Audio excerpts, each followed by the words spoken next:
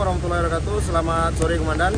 Izin kami dari Sat PJ Induk Sumbar 2 melaporkan pada hari ini Selasa tanggal 21 Februari tahun 2023 telah terjadi beberapa titik longsor di jalur Silayang sampai dengan air terjun. Untuk sementara ada sekitar 9 titik informasi awal. Namun yang terparah yang menutup badan jalan sedang dilakukan upaya evakuasi oleh Dinas BPBD serta tim SAR. Sementara itu untuk debit air mancur informasi awal juga melimpah, namun kita belum sampai ke lokasi karena masih terhalang beberapa titik longsor.